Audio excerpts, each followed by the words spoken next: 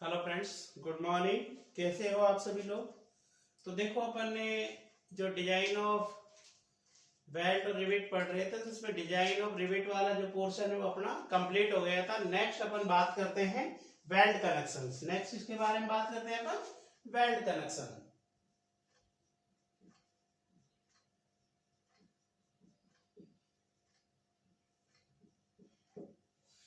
सबसे पहले तो अब ये आपसे कहता है वेल्ड कनेक्शन क्या है। देखो, सिंपल सी बात है कि अगर दो मेंबर्स को आपस में वेल्डिंग के द्वारा जोड़ा जा रहा हो तो ये कनेक्शन क्या कहलाता है? वेल्ड। कोई क्वेश्चन पढ़ नहीं रहा। If members are connected by weld, है ना।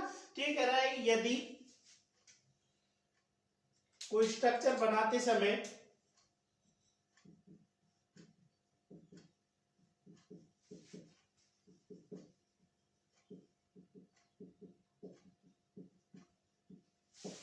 मेंबर्स को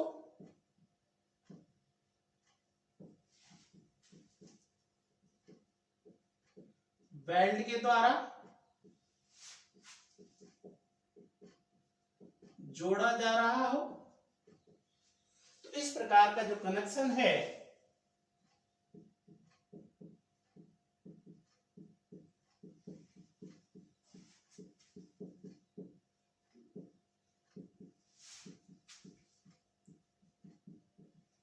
वेल्ड कनेक्शन कहलाता है। कोई क्वेश्चन नहीं बेटा। अभी कहता है वेल्डिंग करते समय जो टेम्परेचर है ना वो 3600 डिग्री सेंटीग्रेड तक आपका पहुंच जाता है। कभी बाय द वे आपसे पूछ भी ले तो। अब ये आगे आपसे कहता है कि जो वेल्डिंग आप कर रहे हैं, और ये जो वेल्ड कनेक्शन होता है वो रिजिड टाइप का जो कनेक्शन होता है। वेल्ड कनेक्शन कैसा होता है? रिजिड टाइप का कनेक्शन होता है। वेल्ड कनेक्शन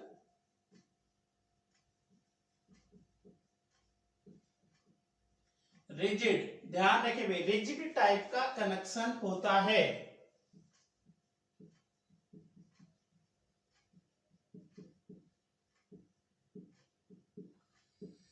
रिजिड टाइप का कनेक्शन का मतलब ये आपसे क्या कहना चाह रहा हूं? रिजिड का मतलब क्या बोलना चाह रहा? देखो, आपने रिविटिंग की, रिविटिंग जैसे आपने रिविट से मेंबर्स को जोड़ा तो ये क्या हो सकता है कि धीरे धीरे इनमें जो है, जैसे आपका रिविट लूज हो गई तो वो फ्लेक्सिबल आपका हो सकता है। ठीक है ना। मतलब मेंबर्स में जो है फेल नहीं होगा लेकिन मूवमेंट आ सकता है। मान लो मैंने दो जो है मेंबर्स को रिविट के द्वारा जोड़ दिया, रिविट लूज हो गई तो वो मूव कर सकते हैं। तो जो वेल्डेड टाइप का जॉइंट, जो आपका जो है रिविट टाइप का जॉइंट था, आप बोल्ट के बारे में पढ़ोगे, ये होते हैं फ्लेक्सिबल। क्या होते हैं आपके? फ्लेक्सिबल। और ये होता है रिजिड। रिजिड का मतलब क्या है कि जब आपने वेल्डिंग के द्वारा मेंबर्स को जोड़ दिया तो मूवमेंट बिल्कुल ले आएगा, लोड को लेता रहेगा, डायरेक्टली क्या होगा? फेल ही होगा। ऐसा नहीं कि जो है आपके मेंबर्स आपस में मूव कर जाए। तो आपने देखा कि वेल्ड कनेक्शन कैसा होता है? रिजिड टाइप का कनेक्शन आपका होता है। कैसा होता है भाई? रिजिड टाइप कनेक्शन होता है। रिजिड टाइप होता है भाई।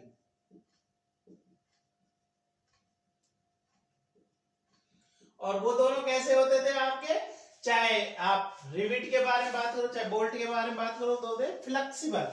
अब ये कहता है कि जो वेल्ड जॉइंट है इन्हें निम्न प्रकार से क्लासिफाइड किया जाता है। ये कह रहा है वेल्ड जॉइंट को निम्न प्रकार से क्लासिफाइड किया जाता है। ये क्या होगी? Classification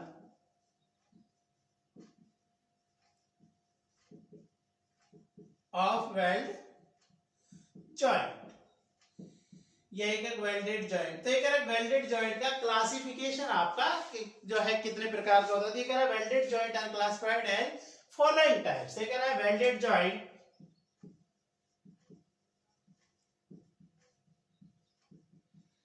are classified as following types। अब कौन कौन से फॉलोइंग टाइप्स होते हैं? फर्स्ट ये कहता है कि आपका जो पहला होगा वो कहेगा फ्लैट वेल्ड। कौन कौन से होंगे? फर्स्ट ये कहता है फ्लैट वेल्ड। नंबर 1 क्या हो गया अभी आपका? Flat weld. पहला हो गया फ्लैट वेल्ड। सेकंड हो गया बट वेल्ड। सेकंड नंबर क्या हो गया भाई? Butt weld. थर्ड, वैसे तो देखा जाए तो फ्लैट के ही टाइप होते हैं। वो आपके मेन तो दो ही होते हैं, फ्लैट और बट होते हैं, पर फ्लैट के ही होते हैं। स्लॉट वेल्ड बताएंगे आगे क्या होता है स्लॉट वेल्ड। और फोर्थ नंबर जो है प्लग वेल्ड। ये दोनों मैं फिर बोल रहा हूं, ये दोनों एक तरह से इसी का टाइप है आपके, है ना। मेन जो है वो दो तरह के होते हैं, फिलेट और बट। और अगर कई बार क्या है कि आपसे ऐसे बोल देते हैं, आपके बताओ इनमें कौन कौन से, option A fillet, option B butt, option C slot, option D बोल देगा ऑल ऑफ दिस। तो आपको पता होना चाहिए कि भाई स्लॉट भी आपका वेल्डिंग है, वो एक तरह से फ्लैट का ही रूप है। फ्लैट कब स्लॉट और प्लग अपन करते हैं वो अपन आगे बातें करने वाले। पहला अपन बात 1 बाय 1 करके सबके बारे में डिस्कस करते हैं भाई। पहला अपन ने बात किया फिलेट वेल्ड। अब फिलेट वेल्ड क्या है, ये आपसे कह रहा है कि यदि वेल्डिंग करते समय दो मेंबर्स को एक दूसरे के फेस पर ओवरलैपिंग करके जोड़ा जा रहा हो, जैसे अपन लैप जॉइंट में करते थे, जैसे किस में करते थे अपन, लैप जॉइंट में कर रहे थे, एक दूसरे से ओवरलैपिंग करके वेल्डिंग की जा रही है, तो इस तरह का जो आपका वेल्ड है वो कहलाता है फिलेट वेल्ड। क्या कहलाता है, फिलेट वेल्ड। तो क्या है फिलेट वेल्ड, ये कहता है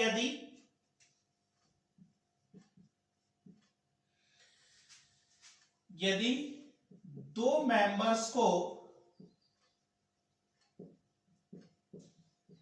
एक दूसरे के फेस पर ओवरलैपिंग करके जोड़ा जा रहा हो,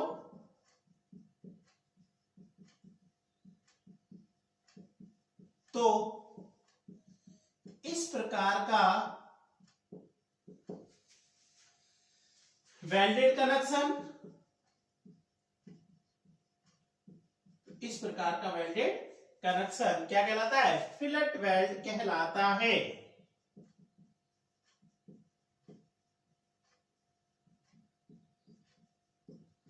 तो इस प्रकार का वेल्डेड कनेक्शन क्या कहलाता है भाई, फिलेट वेल्ड आपका कहलाता है। तो अब ये आपसे कहता है कि फिलेट वेल्डिंग में,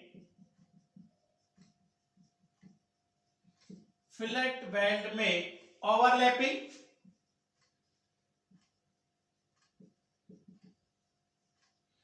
ओवरलैपिंग 40 और 40 mm, 40 और 40 mm, which ever is greater, जो भी इन दोनों में से बड़ा होगा,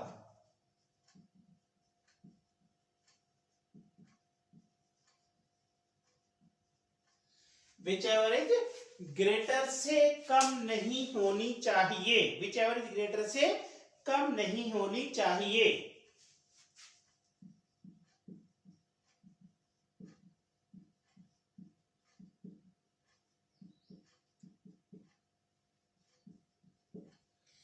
एक तरह से इसने आपसे कहा कि ये जो मेंबर है, मान लो मैं दो मेंबर्स को कह रहा हूं भाई, ये कोई एक मेंबर है और दूसरा मेंबर ये है,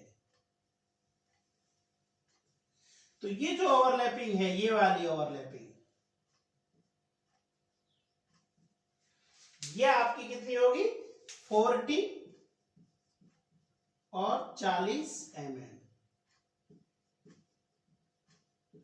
विच एवर इज ग्रेटर। मतलब एक तरह से बात करें तो 40 mm तो कम से कम होनी चाहिए, 40 mm से कम तो आपका बिल्कुल नहीं होना चाहिए। मिनिमम से मिनिमम जो वेल्डिंग है वो 40 mm आपकी होनी, क्योंकि मैं कह रहा हूं बेटी मान लो आपका 8 है, 4 गुणा 8 32 और 40, तो कम से कम क्या ले वो 40। मैं कहता 6 होती 4 गुणा 6 और 40, तो कितना ले वो 40, क्योंकि मैं कहता 12 होती तो 4 गुणा 12 और जो है 40, तो आप पढ़ता, तो मिनिमम से मिनिमम आपका कितना होगा, आपका 40 तो होना ही होना है आपका।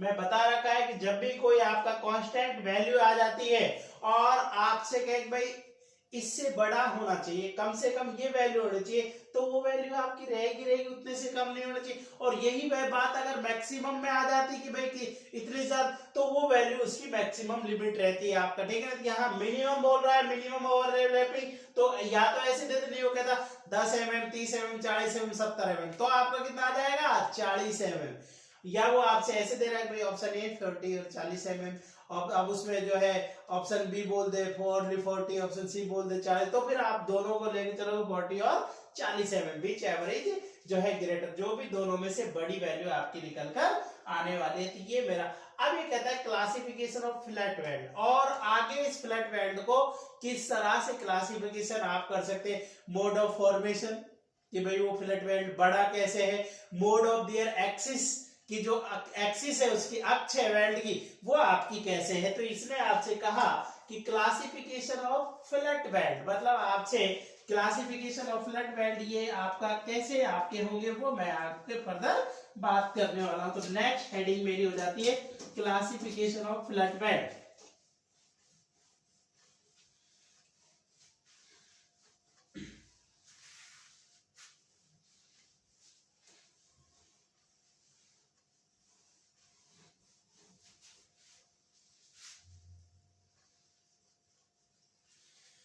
तो नेक्स्ट हेडिंग हुई classification of flat weld.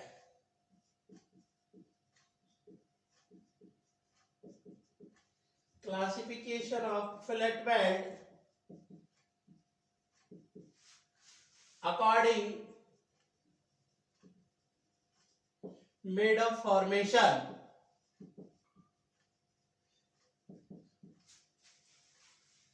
according made of formation, कि भाई जो आपका जो जॉइंट है वो मेड ऑफ फॉर्मेशन के अनुसार किस तरह से क्लासिफाइड होता है। तो ये कह रहा है कि फ्लैट वेल्ड को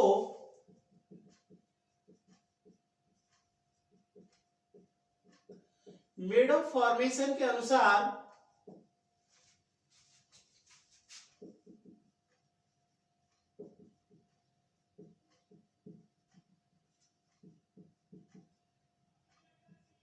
मेड ऑफ फॉर्मेशन के अनुसार तीन प्रकार से क्लासिफाइड किया जाता है, तीन प्रकार से क्लासिफाइड किया जाता है। अब तीन प्रकार से क्लासिफाइड कर रहे हैं तो तीन प्रकार कौन कौन से। पहला कहता है ये कॉन्वेक्स फ्लैट वेल्ड, फर्स्ट कौन सा हो गया कॉन्वेक्स फ्लैट वेल्ड, सेकंड हो गया कॉनकेव फ्लैट वेल्ड, सेकंड कौन सा हो गया भाई कॉनकेव फ्लैट वेल्ड, और थर्ड हो गया मिट्रे फ्लैट वेल्ड। अब क्या क्या ये होते हैं इनके बारे में अपन बात कर ले भाई। पहला है कॉन्वेक्स। तो देखो क्या कहना चाह रहा है ये आपसे, ये आपसे कहना चाह रहा है कि सिंपल सी बात है, मैंने ये दो मेंबर्स को जोड़ा, ये मेरे मेंबर हैं, ये मेरे जब मेंबर हैं मैं इनको कनेक्ट, ये कह रहा है कि अगर आपका वेल्डिंग जो है, पहला है कॉन्वेक्स। कॉन्वेक्स का मतलब है कि वेल्डिंग आपकी इस तरह से दिख रही है ऊपर की तरफ उभार, मतलब जब वेल्डिंग आप इनको करोगे तो ऐसे ऊपर की तरफ उभार दिख रहा है इसमें, मतलब जैसे उत्तल लेंस होता है ना ऐसे आपका ये, तो इस तरह से जब आपने अगर ये डार्क हो जाएगी तो वेल्डिंग है ना पूरी एक तरह, तो ये जो है ये कहलाता है कॉन्वेक्स फ्लैट वेल्ड। क्या कहलाता है भाई कॉन्वेक्स फ्लैट वेल्ड। सेकंड बात कर रहा है वो कह रहा है कॉनकेव फ्लैट वेल्ड, सेकंड कौन सा हो गया कॉनकेव फ्लैट वेल्ड। तो कॉनकेव फ्लैट वेल्ड क्या होगा, ये आपसे कह रहा है कि ये मेरे दो मेंबर है भाई, अगर मेरी वेल्डिंग इस तरह से दिख रही है ये ऐसे, अब बेसिकली आपको पता होना चाहिए कि कितने प्रकार के होते हैं मेड ऑफ फॉर्मेशन के अनुसार। तो ये अंदर की तरफ अगर आपको दिख रही है तो इस तरह का जो है ये कहलाता है concave flat weld. Concave flat weld. Third है मिट्री, तो ये क्या होगा आपका, ये कह रहा है कि दो मेंबर हैं,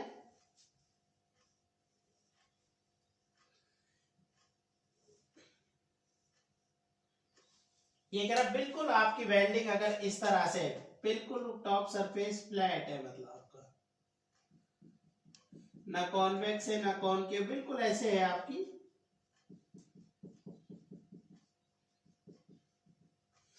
ऐसी दिख रही है इसकी टॉप सरफेस, तो ये कहलाता है मिड फ्लैट वेल्ड।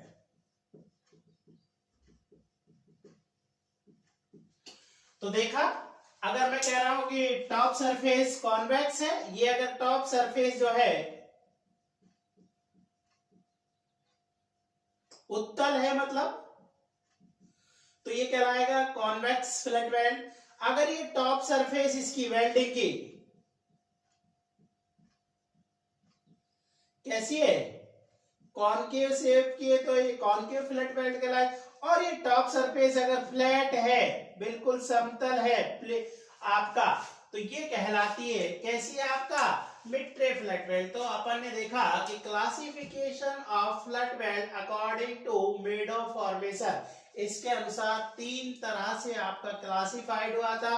वो तीन तरह के कौन कौन से होते हैं मैंने यहाँ पर आपको बता दिया। सेकंड ये आपसे बात करता है कि classification of flat weld according to their axis, ये कह रहा है कि एक्सिस के अनुसार मुझे बताएं भाई, एक्सिस के अनुसार आपका कितने तरह से आपकी होगा। तो नेक्स्ट हेडिंग मेरा हो गया कि classification of flat weld according to their axis.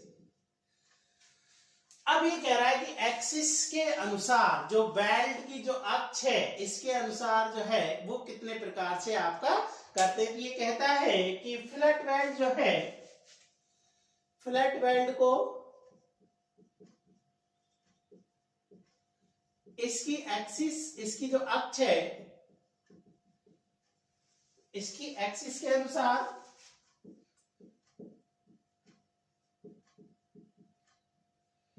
तीन प्रकार से क्लासिफाइड किया जाता है। अब वो तीन प्रकार कौन कौन से हैं? पहला हो गया, फर्स्ट आपका हो गया, वो कहता है साइड फ्लैट वेल्ड।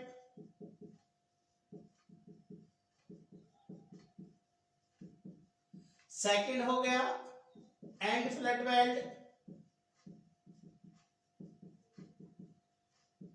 और थर्ड मेरा हो गया diagonal flat weld.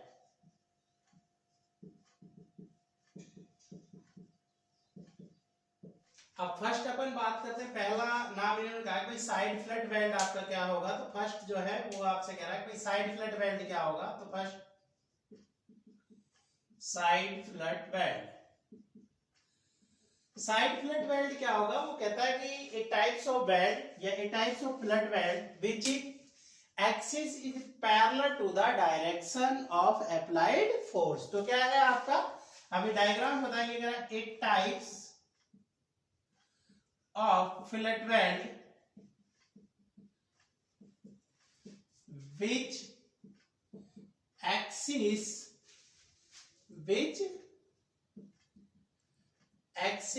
is parallel to the direction of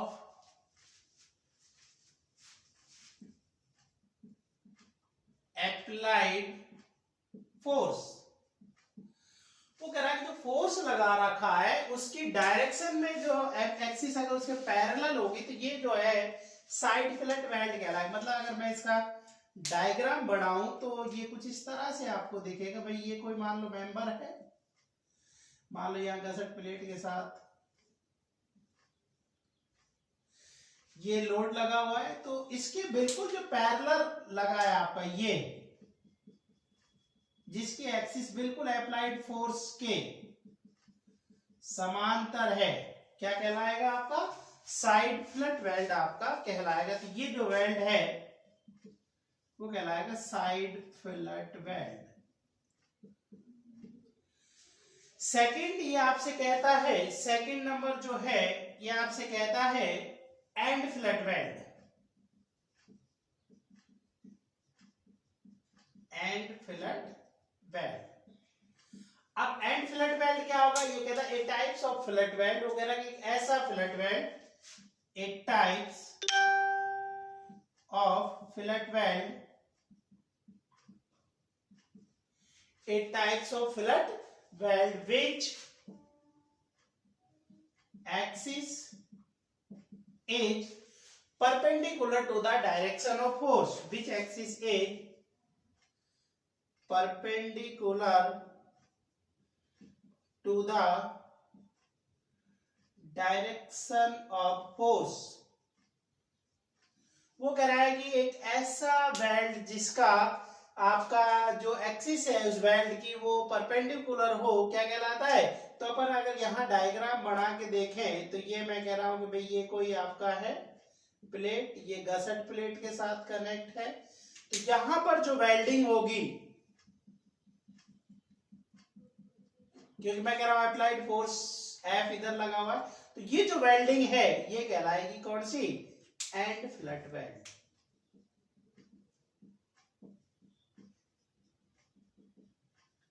और तीसरा कौन सा है भैया आपका, diagonal fillet weld. Third number जो है वो आपका है डायगोनल फिलेट वेल्ड।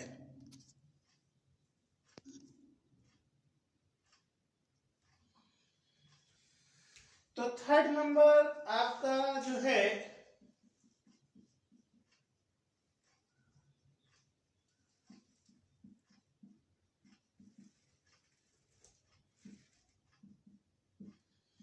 अब डायगोनल फिलेट वेल्ड कैसा होता है, तो ये कहता है it types of fillet weld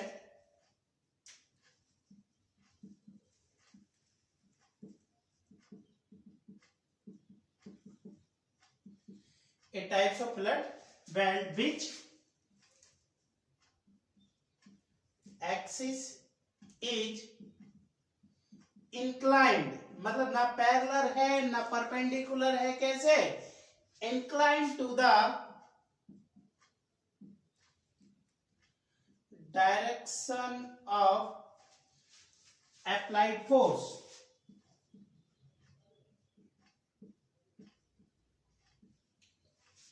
तो अपन देखना चाहते हैं कि एक तरह से मैं आपसे कहूं कि ये कोई है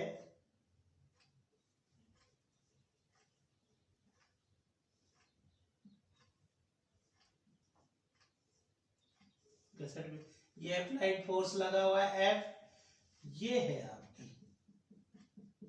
इस तरह का जो है ये कहलाएगा डायगोनल फिलेट वेल्ड। तो अपन ने देखा तीन तरह से हो गए थे, side fillet weld parallel to the direction force है तो side, perpendicular to the direction by parallel था, parallel to the direction of force था, साइड फिलेट वेल्ड था, perpendicular to the direction of force था, क्या था आपका, एंड फिलेट वेल्ड था, और अगर incline to the direction of force है तो ये आपका कौन सा हो जाएगा, डायगोनल आपका हो जाएगा। तो अपन ने यहाँ पर देखा कि साइड ऑफ फिलेट वेल्ड्स आपके कितने तरह के होते हैं, उनके बारे में अपनी बातें होगी। अब नेक्स्ट इंपॉर्टेंट टॉपिक जिसमें खूब सारे आपसे क्वेश्चंस बनते हैं वो है आपका कि स्ट्रेंथ ऑफ फिलेट वेल्ड। ये कह रहा है कि फिलेट वेल्ड जो होता है उसकी स्ट्रेंथ कितनी होती है या कैसे उसको अपन कैलकुलेट करते हैं। तो नेक्स्ट हेडिंग मैं पढ़ने वाला हूं कि स्ट्रेंथ ऑफ फिलेट वेल्ड।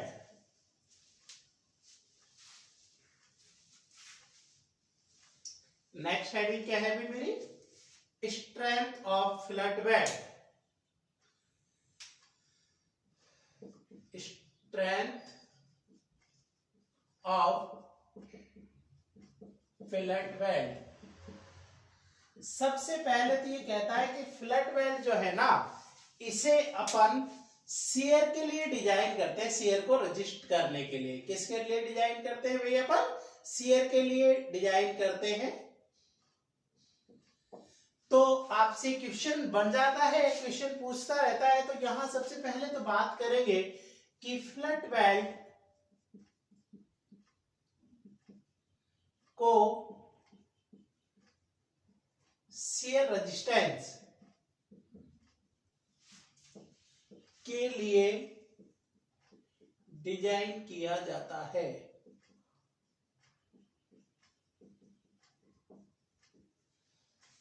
अभी मतलब शियर का मतलब क्या भाई, जब इसके ऊपर ये कोई मेंबर है, यहां लोड लग रहा है, तो ये जब इसको खींचेगा तो ये स्लिप होने के कोशिश ही तो करेगा, इसको स्लिपिंग ही तो रोकना है आपका भाई। ये इसको खींचेगा तो एक तरह से ये जो है स्लिपिंग को रोकने के शियर के लिए, शियर रेजिस्टेंस के लिए डिजाइन किया जाता है। ठीक है, शियर अभी करेक्ट फिलेट वेल्ड की शियर रेजिस्टेंस कैपेसिटी जो है या स्ट्रेंथ है वो निम्नानुसार ज्ञात की जाती है। ठीक है, फिलेट वेल्ड की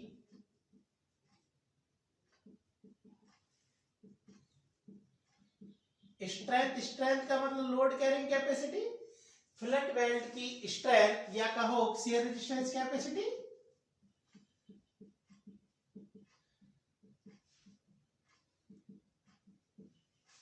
निम्न अनुसार ज्ञात की जाती है।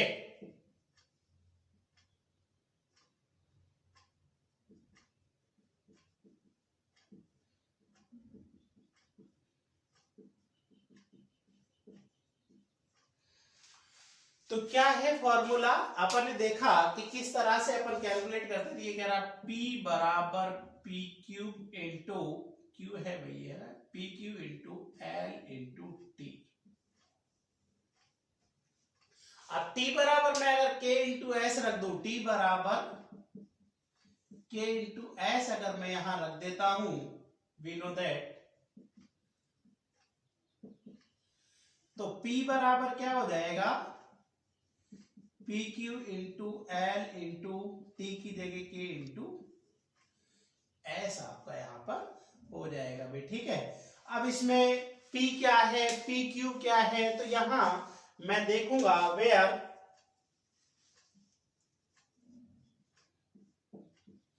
P मुझे पता ही है, load resistance capacity of fillet weld या क्या शियर रेजिस्टेंस कैपेसिटी, यही तो है भाई। तो मैंने देखा कि P तो क्या है, लोड रेजिस्टेंस या कहो स्ट्रेंथ ऑफ फिलेट वेल्ड, यही तो है भाई P। P क्यूब क्या है, shear stress in fillet weld. कितना लेते हैं भाई, 108 MPa या कहो कि 110 MPa, या कहो 108 से 110 लेते हैं, 108 से 110 MPa, या कहो कि 1100 kg पर सेंटीमीटर, क्योंकि MPa को जब kg में बदलते हैं तो आपका 10 से गुणा हो जाता है ना। आपने, मैंने खूब सारी यूनिट्स आपको समझा रखी है। PQ हो गया। L क्या है, L इफेक्टिव लेंथ है,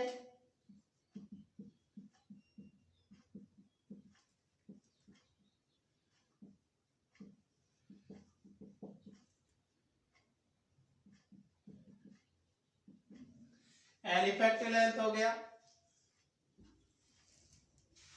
T क्या है, T थ्रोट थिकनेस है,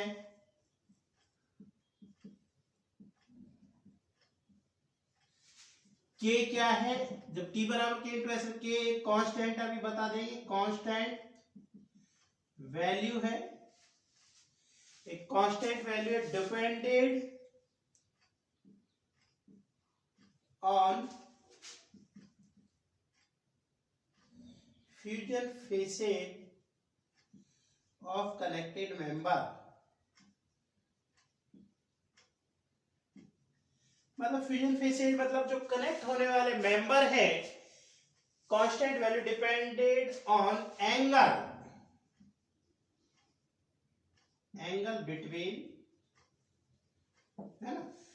ये कह रहा है जो कनेक्ट होने वाले मेंबर हैं, जो फ्यूजन फेजेज है, जो कनेक्शन हो रहा है जिनका, उनके बीच में बनने वाले एंगल पर इसकी वैल्यू डिपेंड करती है। कितनी होती है वो सब अपन आगे डिस्कस करने वाले हैं। एस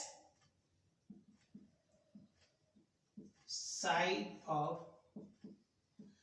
वेल्ड आपका यहां पर हो जाता है। तो मैंने यहां देखा कि जो मेरा शियर स्ट्रेंथ कैपेसिटी थी या strength capacity of flat weld थी, उसमें कौन सी टर्म्स जो है वो किसको रिप्रेजेंट करते हैं, वो 1 by 1 करके मैंने यहाँ पर आपको बता दिया। अब इन सब के बारे में अपन 1 by 1 करके बात करेंगे। एल कितना लेते हैं, के क्या होता है, पी क्यू, देखो पी तो है ही और पी क्यू, एल के और एस के बारे में एक तरह से यहाँ अपन डिपेंड जो है यहाँ बातें करने वाला है, क्वेश्चंस यहाँ पूछता रहता है भाई इनके ऊपर, है ना। तो अपन यहाँ सबसे पहले 1 by 1 करके बात करते हैं। पहला जैसे अपन ने पी क्यू में इस फॉर्मूले में देखो, के ले लो, एस ले लो, एल के बारे में ले लो भाई कौन सी चीज क्या होती है, इनकी वैल्यू आपकी क्या होती है, ठीक है।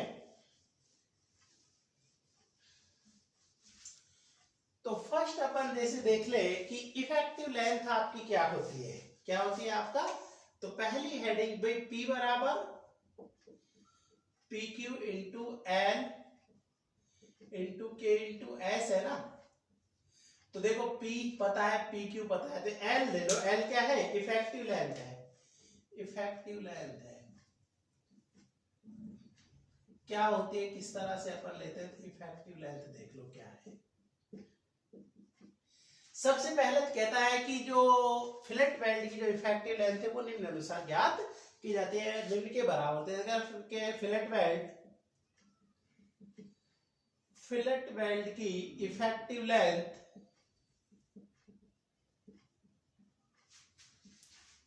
निम्नानुसार ज्ञात की जाती है।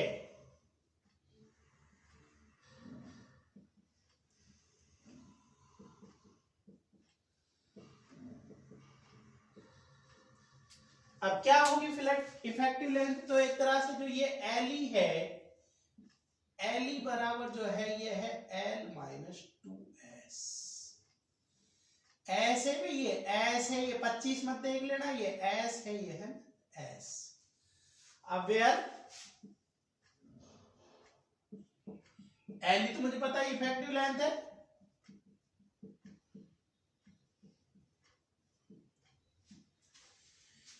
एल टोटल लेंथ है भाई, एल क्या है आपकी टोटल लेंथ है। एस साइज ऑफ वेल्ड है, बताएंगे भी आगे कैसे लेते हैं। एस क्या है, साइज ऑफ वेल्ड है। तो अपन देखा कि इफेक्टिव लेंथ अपनी कितनी लेकर चलते हैं। अब कैसे आपका होता है, नीचे यहां दो बातें लिख लेंगे नोट डाल के, दो चीजें अपन इफेक्टिव लेंथ के बारे में यहां बात कर लेंगे। पहला क्या हो गया, इसने कहा कि नंबर 1 ये कहता है minimum effective length,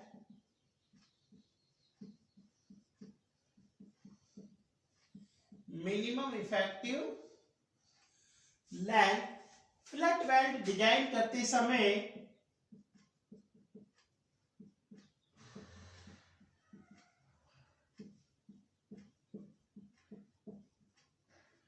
four S 4 गुणा वेल्ड साइज, 4 गुणा वेल्ड साइज मतलब 4s से कम नहीं होनी चाहिए।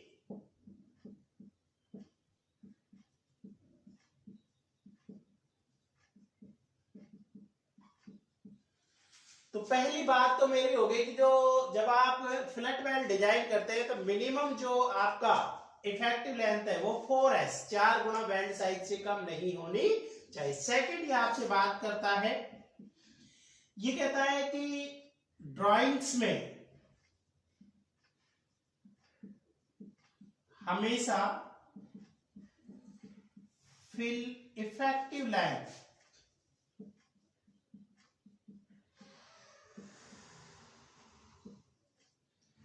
मेंशन होती है या दी गई होती है।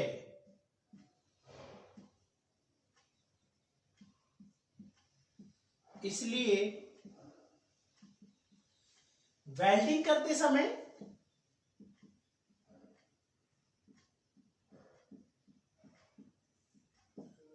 टोटल लेंथ के लिए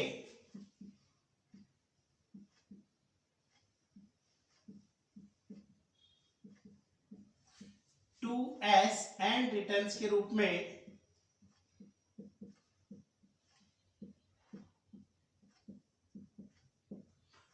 एंड रिटर्न्स के रूप में एक्स्ट्रा वेल्डिंग कर दी जाती है।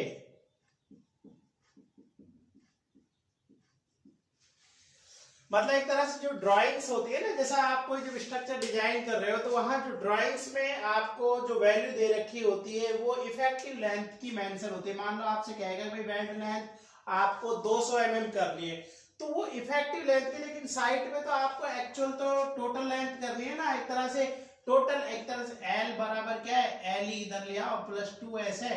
अब ये गिवन होती है आपकी जो ड्राइंग में आपको करनी इतनी होती है, तो 2s जो है एंड रिटर्न्स के रूप में अपन एडिशनल जो है वो आपका ऐड कर देते हैं। क्योंकि जैसे आपका ये कोई मेंबर है, ये मान लो आपकी साइड फ्लैट हुई पड़ी है, तो इसको एडिशनल स्ट्रेंथ देने के लिए बेसिकली क्या है, एंड रिटर्न्स के रूप में एडिशनल वेल्डिंग की जाती है, जो आपका एंड रिटर्न्स कहलाता है। क्या कहलाता है ये, एंड रिटर्न्स कहलाता है, ताकि ये इसकी इससे क्या स्ट्रेंथ अच्छी हो जाती है। तो अपन देख रहे हैं कि ड्राइंग्स में हमेशा इफेक्टिव लेंथ दी गई होती है, इसलिए कई बार पूछता है वो, इसलिए मैं लिखवा रहा हूं कि बताइए ड्राइंग शीट में जो कौन सी वेल्ड लेंथ आपको गिवन होती है, इफेक्टिव गिवन होती है या टोटल गिवन होती है। तो आपको पता होना चाहिए कि वेल्डिंग जो ड्राइंग शीट है, स्ट्रक्चर जब आप डिजाइन कर रहे होते हैं तो आपको इफेक्टिव लेंथ मेंशन होती है, आपको टोटल लेंथ निकालने के लिए क्या करना होता है, 2s एंड रिटर्न्स के रूप में ऐड कर देते हैं भाई। ठीक है, तो ये मेरी बात हो गई। सेकंड, अब इसके बारे में अपने जो बातें होनी थी वो हो गई। अब यहां जैसे टी पढ़ा था अपने, थ्रॉट, टी बराबर के इंटू एस पढ़ा था ना भाई। ये कहता थ्रॉट क्या है, ये कहता है कि किसी भी वेल्ड का या किसी भी फ्लैट सेक जो आपका आपका फ्लैट वेल्ड है उसका सबसे वीकेस्ट सेक्शन होता है। वीकेस्ट का मतलब क्रिटिकल सेक्शन होता है, जहां से फ्लैट वेल्ड सबसे पहले फेल होता है। ठीक है, ये कहता है किसी फ्लैट वेल्ड का, किसी फ्लैट वेल्ड का, किसी फ्लैट वेल्ड का थ्रॉट सबसे वीकेस्ट सेक्शन, सबसे वीकेस्ट सेक्शन या कहो क्रिटिकल सेक्शन। क्रिटिकल का मतलब यही है कि जहां सबसे कम वीकेस्ट सेक्शन होता है, अर्थात फ्लैट वेल्ड सबसे पहले थ्रॉट पर से ही फेल होता है, थ्रॉट पर से ही फेल होता है। मतलब एक तरह से जैसे मैं अगर आपसे कहूं कि ये जो दो मेंबर्स थे, मान लो मैंने आपसे कहा कि ये जो दो मेंबर हैं, जब मैं इनको फ्लैट वेल्ड से जोड़ रहा था, ये मैंने वेल्डिंग कर दी, तो ये बिल्कुल जो ये वाला जो एक तरह से ये वाला ये है, ये जो बिल्कुल एक तरह से मिनिमम जो दूरी है, ये थ्रॉट है। एक तरह से परपेंडिकुलर डिस्टेंस होती है, या क्योंकि सबसे कम वेल्डिंग लेंथ यही आपकी आती है, तो यहां पर ये सबसे पहले फेल होता है, तो ये आपका थ्रॉट कहलाता है भाई। तो throat is the weakest section of the flat weld. Flat weld का सबसे कमजोर सेक्शन होता है, जहां पर से फ्लैट वेल्ड सबसे पहले फेल होता है। तो टी के बारे में बात हो गई भाई। अब के और एस के बारे में बातें कर ले। किसके बारे में बातें कर ले अपन, के और एस के बारे में अपन बातें कर लेते। तो के था क्या था, कांस्टेंट वैल्यू है ना, इसकी वैल्यू किस किस के ऊपर निर्भर करती है, कैसे अपन बातें करें, उन सब के बारे में अपन जो है बातें कर लेते हैं।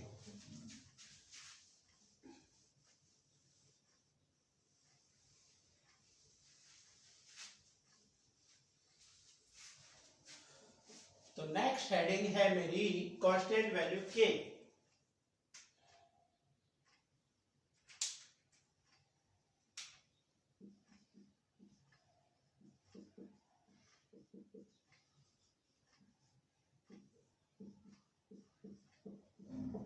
अब ये कहता है कि जो के कांस्टेंट वैल्यू के है, ये कनेक्शन होने वाले जो मेंबर्स है वो connecting angles of push and phase है, जो कनेक्ट हो रहे उनके ऊपर निर्भर करता है। ये कह रहा है कि फ्लैट वेल्ड में, क्वेश्चन बनता है भी यहां पर, फ्लैट वेल्ड में के की कांस्टेंट वैल्यू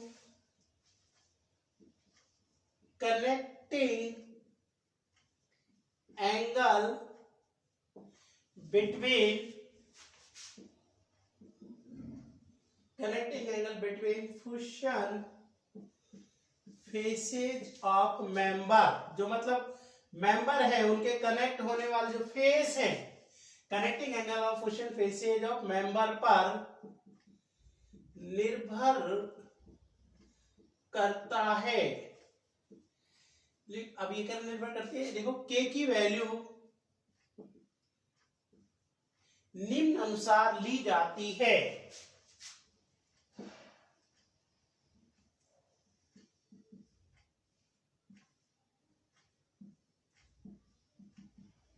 के की वैल्यू निम्न अनुसार लेती। अब के की वैल्यू कितनी लेते हैं अपन, ये यहां पर अपन बातें कर लेंगे भी, ठीक है। तो इसने आपसे कहा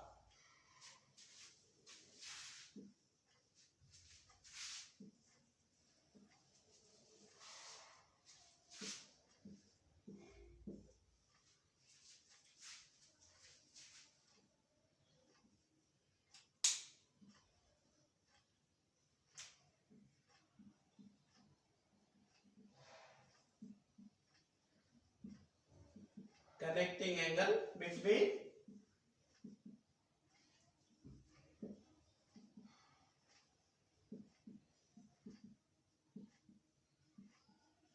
अभी कितना वैल्यू ऑफ के,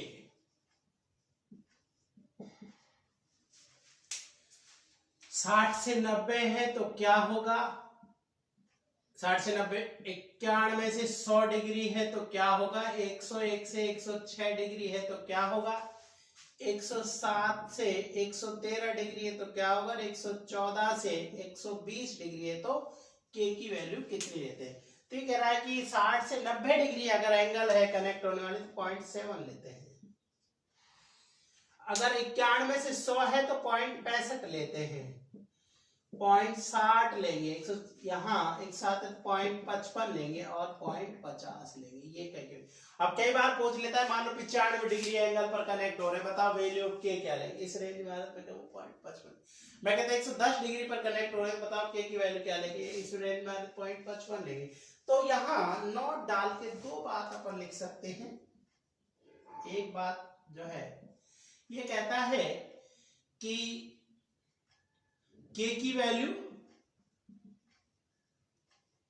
0.5 to 0.7 के मध्य में 0.50 से वेरी करती है,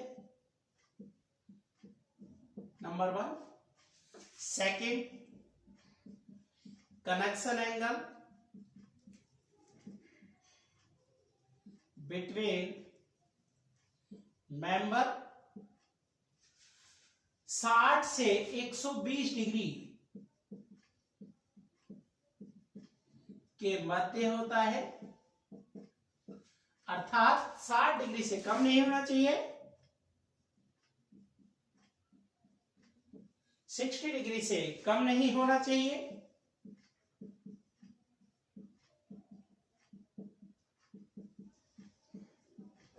और 120 डिग्री से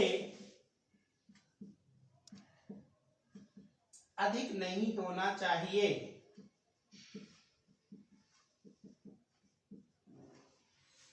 तीसरी बात अपन बात करते हैं भाई, वैल्यू ऑफ के किससे किसके बीच में होगी। ये कह रहा है अगर कोई एंगल नहीं दे रखा हो, नॉर्मली के की वैल्यू 0.7 ली जाती है। मतलब कोई एंगल नहीं दिया होगा तो ये मानेंगे कि 60 से 90 डिग्री के बीच में जो है एंगल कनेक्शन है, और ये के की वैल्यू अपन 0.7 लेकर चलते हैं। तो ये मेरा किसके बारे में बात होगी, वैल्यू ऑफ के बारे में बात। अब नेक्स्ट हेडिंग हो गई मेरा size of band. Next heading मेरी क्या हो गई, साइज ऑफ बैंड। तो नेक्स्ट इसके बाद अगर ये फ्लैट बैंड से रिलेटेड जो चीजें थी जो अपन ले रहे हैं, क्या क्या कैसे लेते हैं, वो सारी अपनी हो जाएंगी। नेक्स्ट हेडिंग है मेरी साइज ऑफ बैंड। तो नेक्स्ट हेडिंग है साइज ऑफ बैंड।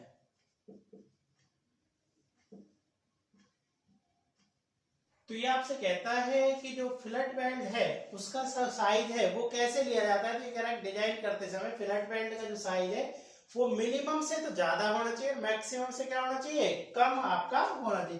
तो ये कह रहा है कि फिलेट बैंड डिजाइन करते समय, फिलेट बैंड डिजाइन करते समय फिलेट बैंड का जो साइज है, फिलेट बैंड का साइज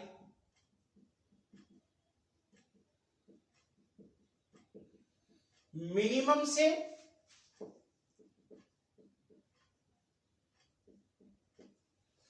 ज्यादा होना चाहिए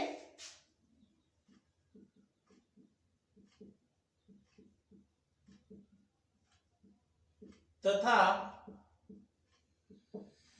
मैक्सिमम से कम होना चाहिए।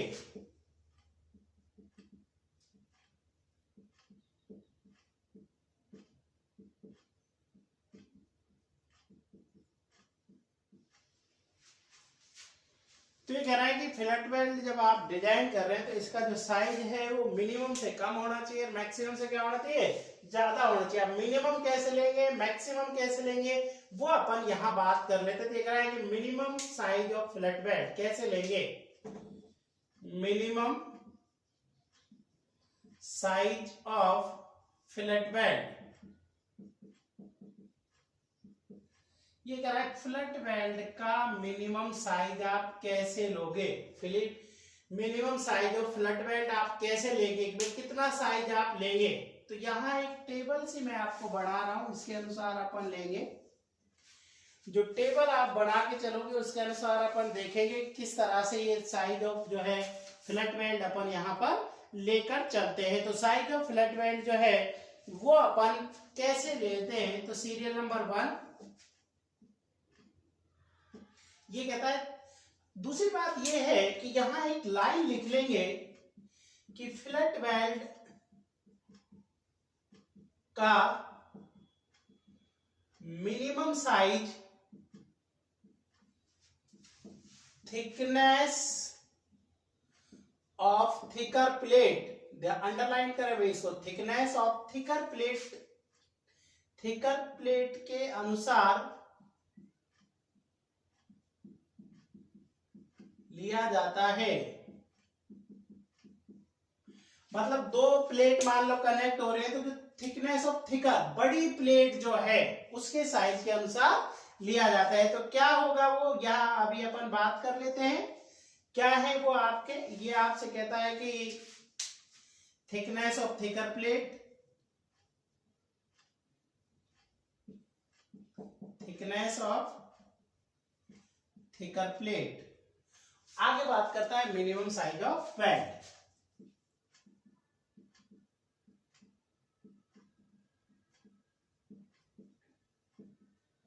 तो thickness of thicker plate. Next heading है मिनिमम साइज ऑफ बैंड। तो पहला ये आपसे कहता है नंबर 1, ये कहता है if thickness of thicker plate up to 10 mm, if thickness of thicker plate up to 10 mm, ये कह रहा 10 mm तक है तो आप जो है साइज ऑफ बैंड कितना लेकर चलोगे, minimum size of band 3 mm आप लेकर चलेंगे। सेकेंड जैसे क्या है, मान लो मैं कहूं 2 प्लेट्स है, 2 प्लेट है कनेक्ट हो, मैं कहूं एक तो 200 गुणा 12 की है और दूसरी 200 गुणा, मान लो मैं कहूं कि मान लो एक तो कहूं 200 गुणा 10 की है और दूसरी क्या मैं 200 गुणा 16 की है। तो थिकर कौन सी है, 10 वाली है 16 वाली, 16 वाले। तो इसके अनुसार लेंगे कौन सी रेंज में वो गिर रहा है। सेकेंडली आपसे कहें इफ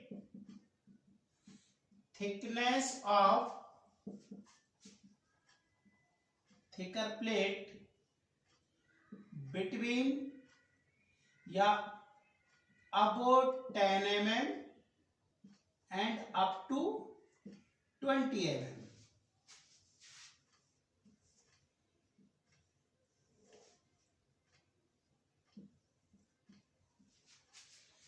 मतलब अबो 10 10 से बड़ा और अप टू 20 20 तक आपका, तो ये कह रहा 5 mm लेंगे। जैसे यहां देखते हैं ना कि भाई तो थिकर कौन सी होती है, 16 वाली होती है। 16 कौन से रेंज में, 10 से बड़ी और 20 के तक, 20 के बीच में, तो 5 mm minimum size of weld आपका यहाँ पर निकल गया। जैसे मैं कहते हैं यहाँ ये मान लो 8 होती, तो अब आपका 10 वाले से तो अप टू 10 mm तक कितना ले रहा है, 3 mm। मान लो मैं कहते थे यहाँ 25 mm है, 26 है, तो अभी रेंज देखिए 26 के अनुसार लेंगे। 26 कहाँ आ रहा है। नेक्स्ट ये आपसे कहता है हेडिंग नंबर 3, ये कहता है if thickness of thicker plate above 20 mm and up to 32 mm। मतलब 20 से बड़ा, अबो 20 20 से बड़ा और अप टू 32 तक, मतलब 20 से 32, ये करा 6 mm लेंगे। और नेक्स्ट ये आपसे कहता है, नेक्स्ट अपन बात करेंगे 4 नंबर, ये आपसे कहता है if thickness of thicker plate above 32 mm and up to 50 mm। मतलब 32 mm से ज्यादा और 50 mm, देखते 32 से 50 तक, तो ये कहता है 8 mm फर्स्ट टर्न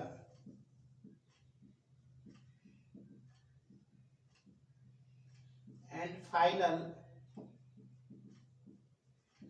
10 mm। एक तरह से ये आपका जैसे ये कहे कि भाई 32 से बड़ा 50 तक, तो आंसर 8 नहीं होगा, आंसर 10 mm होगा आपका। पर ये यहाँ ये बोलना चाह रहा है कि 10 mm जो थिकनेस है ना, उसको एक साथ नहीं करते, उसमें वॉइड्स वगैरह रह जाते हैं, इसलिए पहले जो है वो अपन 8 mm करेंगे और फाइनली 10 mm अपन करेंगे। तो एक तरह से साइज जो वेल्ड जो है वो 10 mm होगा या 8 mm फर्स्ट टर्न का, मतलब मैंने बता दिया 10 mm को एक साथ लेके, लेकिन मैं कह रहा हूं 36 mm प्लेट है, तो कितना साइज ऑफ वेल्ड लेके चलेंगे, राइट आंसर 10 mm होगा आपका। तो मैंने देखा दूसरा कैसे बढ़ रहा था भाई कि जो मिनिमम थिकनेस है वो कौन सी प्लेट की थिकनेस के अनुसार ली जाती है। भाई 2 प्लेट कनेक्ट हो रही है, मान लो मैं कह रहा हूं एक 200 गुणा 12 के 200 गुणा 24 की है, तो 12 के अनुसार लो 24 के अनुसार लो, तो क्या थिकनेस ऑफ थिकर प्लेट जो बड़ी प्लेट होती है उसके अनुसार लेकर चले। क्योंकि जब 12 के अनुसार, मान लो थिनर के अनुसार लेते, देखो 12 वो मान लो यार थिनर वाला होता तो 12 तो इसमें आते तो 5 आ जाते, लेकिन मेरे को लेना है थिकर के अनुसार, थिकर 24 इस रेंज मार्क कितना लूंगा, अच्छे। तो थिकनेस ऑफ थिकर प्लेट के अनुसार अपन ये वैल्यू लेकर चलते हैं। ये बात आपको यहाँ पर समझ आ जानी चाहिए भाई, ठीक है।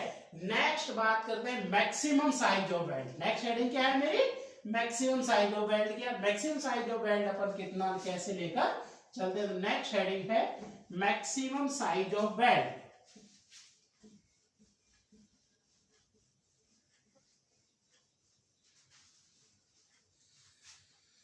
नेक्स्ट हेडिंग हो गई maximum size of weld.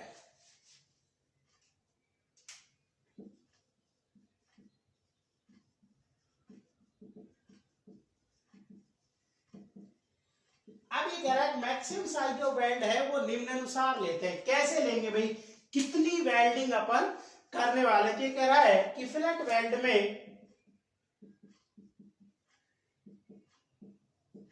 Maximum size of weld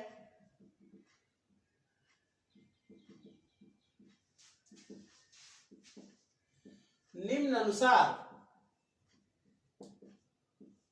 ली जाती है।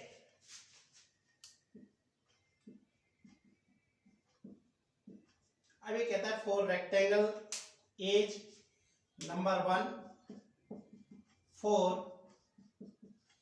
रेक्टेंगल एज, मतलब जैसे जो कनेक्ट होने वाले मेंबर, मान लो ये कोई कनेक्ट होने वाला मेंबर है, ये ऐसे है, ये तो ये एज कैसी है भाई, रेक्टेंगल है ना बिल्कुल। तो रेक्टेंगल एज के लिए जो मैक्सिमम साइज ऑफ वेल्ड है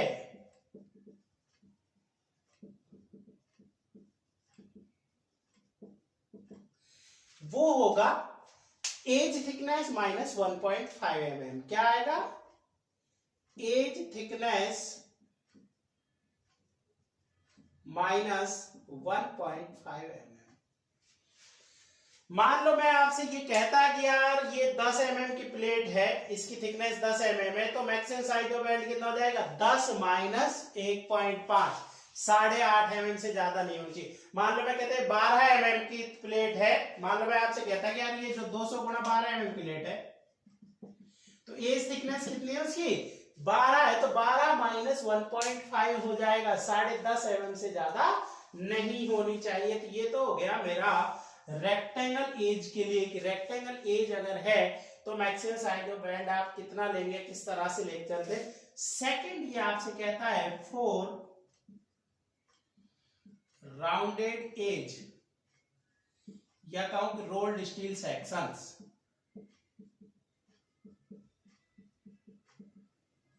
मतलब जो रोल्ड स्टील सेक्शन होते हैं जैसे टीएल, इनकी एज क्या होती है, ऐसे राउंड होती है, ये यहां से ऐसे होती है, राउंड होती है आपका, है ना। मान लो मैं कोई भी कहूं कि ये राउंड जो है, राउंड है आपकी, ठीक है, ऐसे एज है आपका, तो इनके लिए कितना करेंगे, देखिए मैक्सिमम साइज ऑफ वेल्ड जो है वो कैसे लेंगे, राउंडेड एज या इनके लिए मैक्सिमम साइज ऑफ वेल्ड।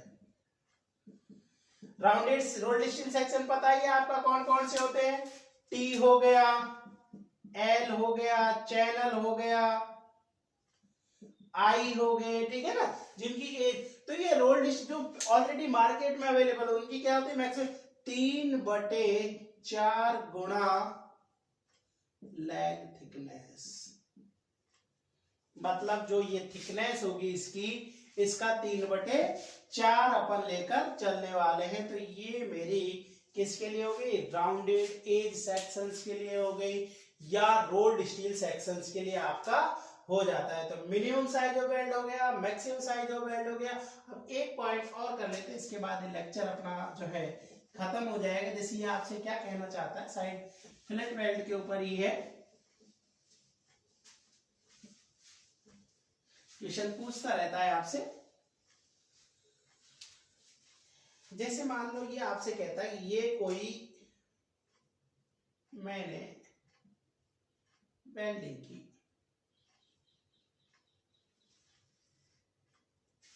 ये मेरी वेल्डिंग हो गई भाई,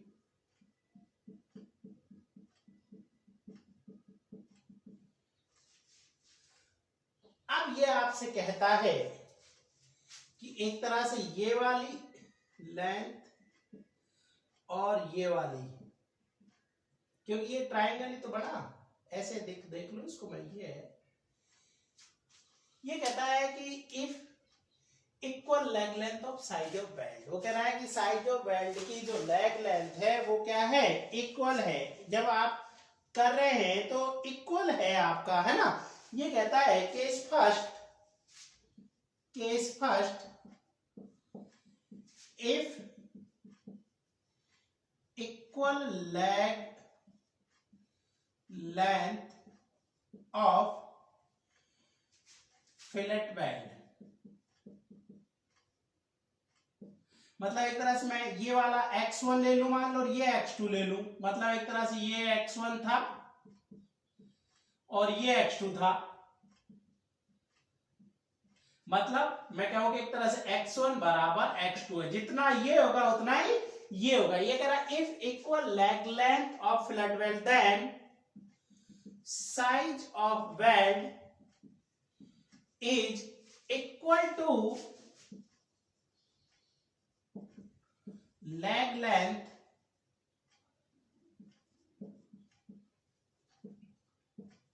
of fillet weld।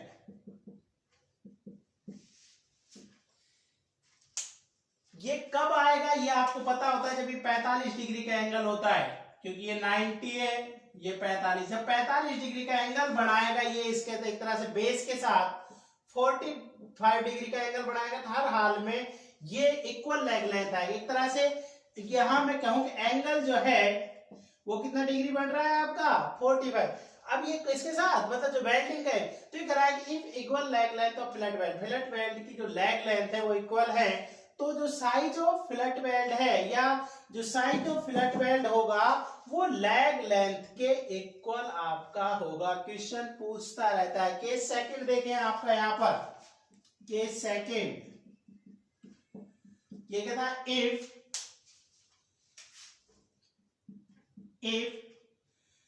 Leg length मतलब इक्वल जब बोलते if unequal leg length of fillet weld, if unequal leg length of fillet weld मतलब मैं कहूं कि x1 not equal to x2, भाई x1 x2 के बराबर नहीं है, then the size of fillet weld is equal to smaller leg length,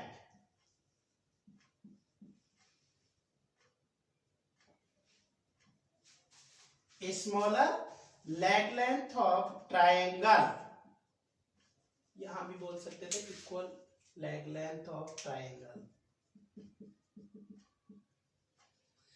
तो एक तरह से कहता है कि भैया x1 बराबर x2 है, दोनों लेग बराबर है, तो लेग लेंथ जो लेग होगी, जो ट्राइंगल की जो लेग है वही साइज ऑफ फिलेट वेल्ड होगा। और अनइक्वल है, मान लो x1 और x2 बराबर नहीं, तो जो डायमेंशन छोटी है then the size of fillet weld is equal to smaller leg length of triangle.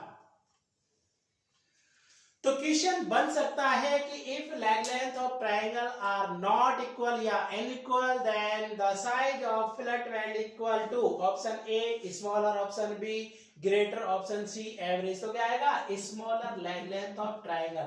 और अगर साइज ऑफ फिलेट वेल्ड जो है leg length of triangle equal है तो साइज ऑफ फिलेट वेल्ड जो है वो लेग लेंथ ऑफ ट्राइंगल के बराबर ही आपका होना है। तो भाई देखा आपने, मैंने आज यहाँ आपको लगभग इसके बारे में फिलेट वेल्ड के बारे में लगभग चीजें 80% तक कंप्लीट करा दी। कुछ होगा वो नेक्स्ट लेक्चर में आपका कंप्लीट हो जाएगा। आज के लिए इस लेक्चर में इतना ही, इससे आगे की जो बातें हैं वो नेक्स्ट लेक्चर में करेंगे। Thank you.